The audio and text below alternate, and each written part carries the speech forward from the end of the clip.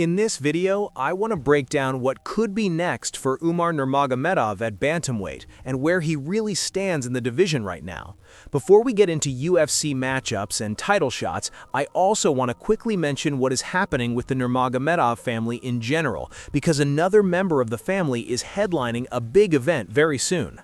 PFL Dubai, Nurmagomedov vs. Davis is an upcoming mixed martial arts event produced by the Professional Fighters League that will take place on February 7, 2026 at Coca-Cola Arena in Dubai, United Arab Emirates. That card is headlined by Umar Nurmagomedov defending his PFL lightweight world title against Alfie Davis, so that is Usman at 155 pounds in PFL, not Umar in the UFC bantamweight division.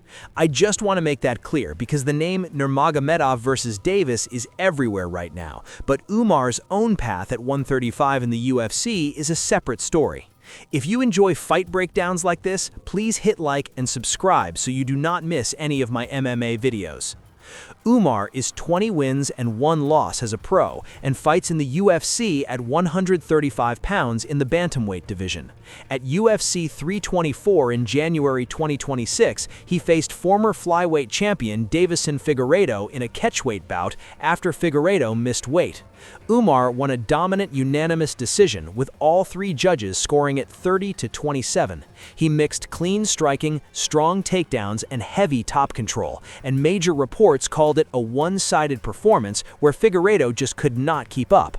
That win pushed Umar right back into the title race at bantamweight, but most people still think he needs one more big victory before he gets another shot at the belt. He trains with the famous Nurmagomedov team in Dagestan, the same camp that produced Khabib, so you already know the base: heavy wrestling, strong sambo, and serious control on the mat. On the feet, he likes to use long kicks and simple, efficient strikes instead of wild swings. He uses his striking to manage distance, stay safe, and set up level changes for takedowns. Because he can win rounds both with his grappling and his stand-up, many rankings and rating systems put him around number 2 in the world at bantamweight, just behind Merab Dvalishvili. His only loss so far came against Merab. At UFC 311 in January 2025, Umar fought Merab Dvalishvili for the UFC bantamweight title. The fight went all 5 rounds, and Merab won a unanimous decision in a very high-paced battle where he kept shooting takedowns and pushing forward. Instead of taking a long break after that setback, Umar jumped right back into tough fights. In October 2025 at UFC 321, he fought Mario Bautista and won a clear unanimous decision by using his wrestling and top control to shut Bautista down.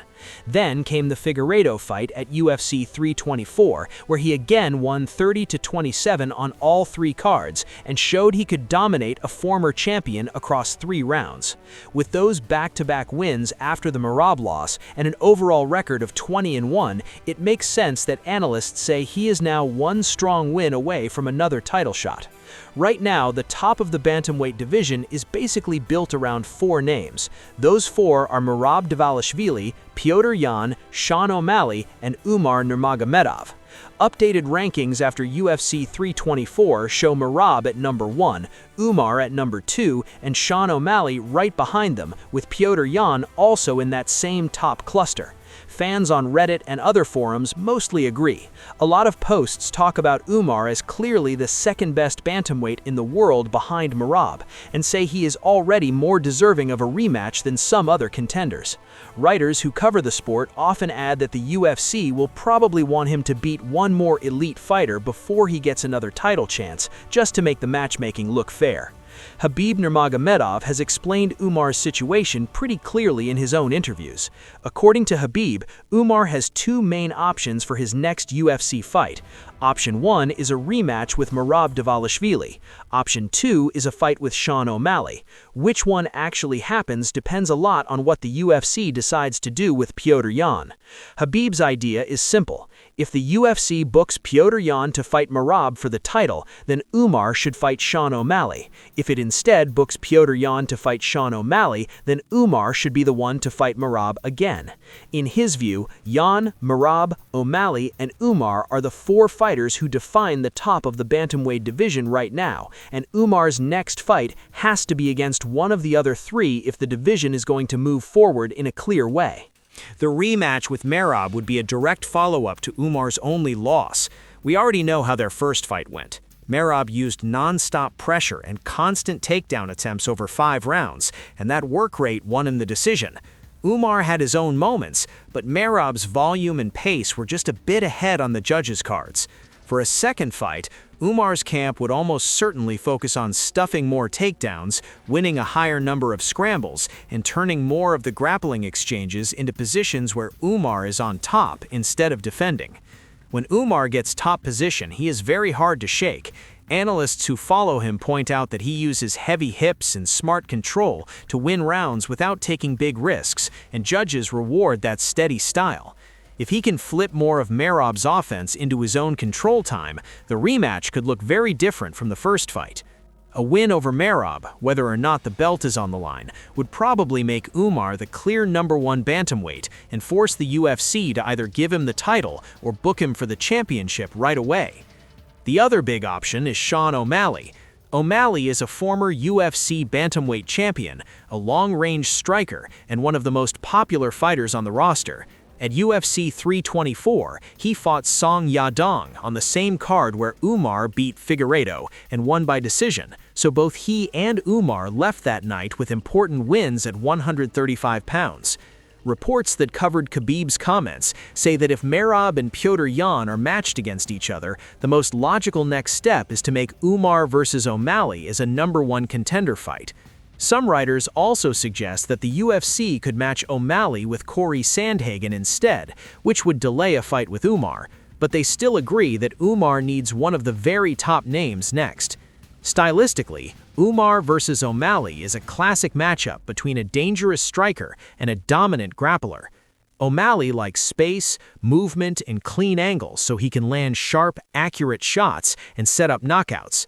Umar would need to use steady pressure, smart footwork, and level changes to cut off that movement. His goal would be to avoid big counters, get to clinches, and turn those into takedowns and long periods of control on the ground. If Umar can follow that kind of game plan for 3 or 5 rounds, he would not just pick up another win. He would beat a former champion with a huge fan base and a lot of hype on a big stage in a fight that would have clear #1 contender stakes. With his current 20-1 record and #2 ranking, a clear win over O'Malley would almost certainly lead to a title shot next. On top of that, for the UFC, this fight is easy to promote because it is a simple story: elite grappler versus elite striker at the very top of the division. There are a few backup paths that could happen, but I see them as less likely. Petr Yan is still in the mix, and there are other strong bantamweights, so if injuries or schedule problems change things, Umar might step in as a replacement in a big fight. If the champion is out for a long time, the UFC could also create an interim bantamweight title. In that case, Umar would almost certainly be one of the first names they call, and would likely face another top 5 opponent for that interim belt.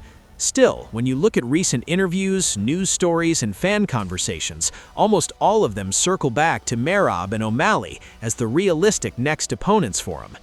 Taking everything together, I think Umar's next camp has to be built mainly around those two possible styles. Coaches and analysts already say he has elite grappling and top control, so now it is about applying those tools to either Merab's endless wrestling or O'Malley's dangerous striking. If he prepares for Merab, he needs to drill takedown defense, chain wrestling, and strong cardio so he can match the pace and still create his own offense later in the fight. If he prepares for O'Malley, he has to work on safe pressure, smart cage cutting, and clean entries into takedowns that keep him away from O'Malley's counters and sharp shots. Judges already reward his steady, controlling style, so he doesn't need to chase crazy finishes to win big fights. He just needs to stay disciplined over 3 or 5 rounds. Right now, Umar Nurmagomedov is 20-1, coming off a clear 30-27 win over Davison Figueiredo at UFC 324, and most fans and analysts see him as the second-best bantamweight in the world, behind Merab Dvalishvili. Rankings, detailed breakdowns, and Khabib's own comments all say that his next fight should be either a rematch with Merab or a showdown with Sean O'Malley, with the final choice depending on how the UFC uses Petr Yan and the other top contenders. If Umar wins clearly against either of those two, it becomes very hard to deny him another title shot and a real chance to bring a UFC belt back to the Nurmagomedov family. If you liked this breakdown and want more simple, straight-to-the-point MMA talks like this, do not forget to like the video and subscribe to the channel so you can stay updated on everything that happens next with Umar in the bantamweight division.